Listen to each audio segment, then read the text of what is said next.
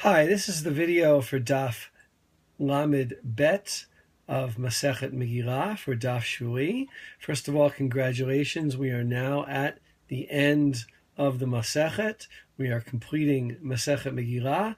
Next week, we are moving on with Masechet Ketubot, which is a fascinating tractate, a lot of it about marriage law, but also about all sorts of other legal principles. I think that you will enjoy our foray outside of Seder Moed, the holiday laws.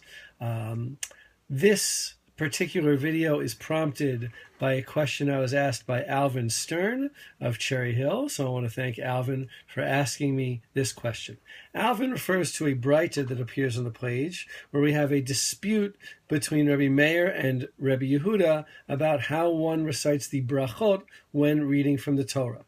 So the Breita says, Poteach, he opens the Sefer Torah, Ro'eh, he looks at the verse he's going to read, Vigorel, then he closes it, Mivare, and blesses, and then he opens it up and reads it, and that's the opinion of Rabbi Meir. So open the Sefer Torah, point to the spot that you're reading, or look at the spot that you're reading from, close it, and recite the blessings while the Sefer Torah is closed.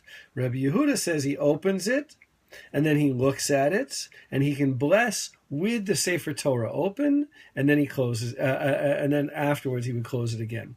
So the machloket really is whether or not one says the blessings over the Torah with the Sefer Torah open, as Rabbi Yehuda, or with the Sefer Torah closed, as Rabbi Meir. Now the Gemara explains that Rabbi Meir is afraid that if one is looking at the Sefer Torah when one recites the blessings, it will look to the other people around as if the blessings are written in the Torah. We don't want people to think that, and therefore we close the Sefer Torah.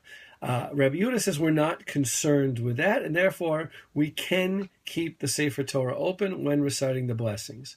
Now, the custom that I learned, and that Alvin Stern told me that he had learned, and I know many people have learned, is to keep the Sefer Torah closed. Open it, look at it, kiss it is what we do today, close it, and then look to the side and read the blessings from the side. That's a little puzzling because the Talmud specifically says that the halacha follows Rabbi Yehuda, who says that one leaves the Sefer Torah open when reciting the blessings. So how is it that the custom that I learned, that Alvin learned, and so many people have learned, follows something that the Talmud doesn't say? So the explanation to this is actually an opinion of the Tosfot, which I'll get to in a minute. But first of all, let's explain Rabbi Yehuda. Why does Rabbi Yehuda hold that one should keep the Sefer Torah open? So there are three reasons given for this. One is that when we bless on something, what we're blessing on should be right in front of us. And so since we're blessing on the words of the Torah should be open right in front of us. The second thing is that it takes a little bit more time, and the rabbis were often concerned with what's called the torach of the tzibor, the tircha de tzibor, the time that it takes to do something, the time that is of essence to the congregation who wants to get out of there and go to their jobs. So we should do things faster. And the third one is that the words of the Torah, we shouldn't have any action in between our blessings and reciting the Torah, the words of the Torah. So that's Rabbi Yehuda. Now, going on to the Rishonim actually, the Tosfot, these early French commentators say that Rabbi Yehuda says you can keep the Sefer Torah open, but that it is still preferable to close it. In other words, Rabbi Yehuda says that we're not concerned lest people say the blessings are written in the Torah. Therefore, you can keep the Sefer Torah open, but it'd be better if everybody closes the Sefer Torah. That seems to be the generally accepted Ashkenazi minhag. The other Rishonim, mostly Sfardim, including the Rif, the Rambam, and subsequently the Shulchan Aruch, Rav Yosef Karo, said that it is actually better. Many of them said either we do keep it open, and some went as far as to say it's better to keep it open for the reasons I said before. So there is a machloket Rishonim, a dispute among the Rishonim. Everybody agrees that you can do either way. Either way is valid, and in no case is the action invalid.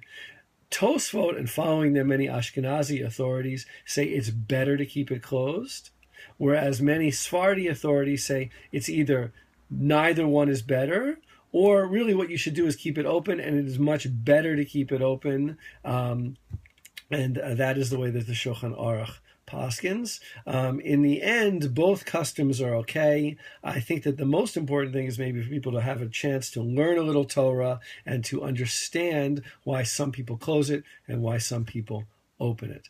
Again, congratulations on finishing Masechet Megillah. It has been wonderful learning with everybody, and I look forward to opening Masechet Ketubot with Daf Bet, the second page. We always begin with the second page next week.